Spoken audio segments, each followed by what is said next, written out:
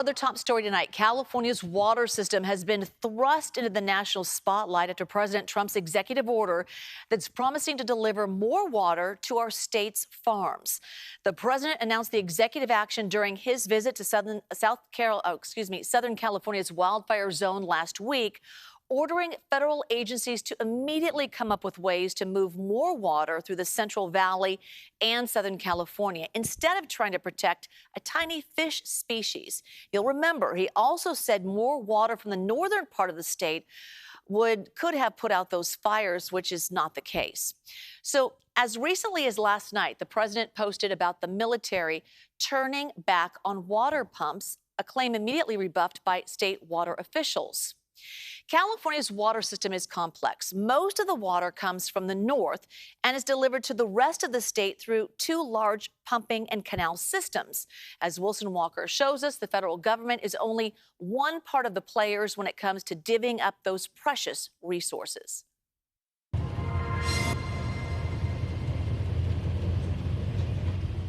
This is the intake for the Central Valley project, the federal system that takes water from the Delta and distributes it to farmers in the Central Valley.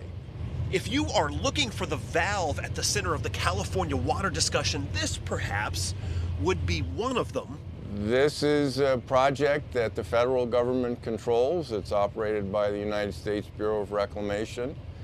And the president certainly has sway over how this is operated. Just a few miles away, there is another, not so much a valve, of course, more like a giant straw. The state of California has its own separate canal system called the State Water Project that supplies water to the Central Valley and all the way to Southern California. And this is the point where it's removed from the Delta. And just a bit further up the Old River, there is another straw, this one for more than 500,000 people in the Bay Area. This is one of the intakes for the Contra Costa Water District. So the water that's taken from the Delta here supplies the drinking water for a good portion of Contra Costa County. Our captain for this tour is Michael Brodsky, legal counsel for the Save the California Delta Alliance. He says the freshwater pool that is so critical to so much of California simply has too many straws. Right. The term of art, the technical term is right now the Delta and the Sacramento River system are oversubscribed. More people have rights to take more water than the system can possibly support. To open up the pumps and valves in the north. We want to get that water pouring down here as quickly as possible. As for the president's executive order, the fish would presumably be the federally protected smelt, but saving those tiny fish isn't just about preserving them. It's also about preserving a freshwater delta against the push of a rising sea.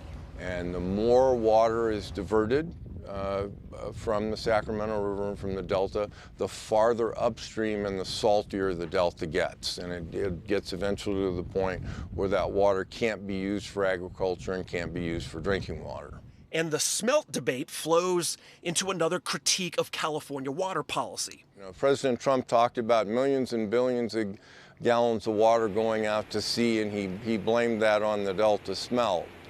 The main reason why a whole lot of water goes out to sea that might be put to other uses is because we have nowhere to put it. We don't have any storage. We don't have the reservoir capacity, and we don't have the capacity to recharge groundwater in the Central Valley where it could be stored. Now, for his part, Brodsky says there are some possible ways out of this generational standoff over Delta water, but he says the real answers lie much farther south.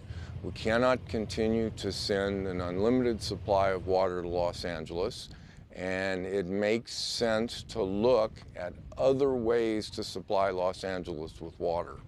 And while it's unclear exactly how the president plans to change this conversation, Brodsky says the state's notoriously complex water challenges do have some simple truths.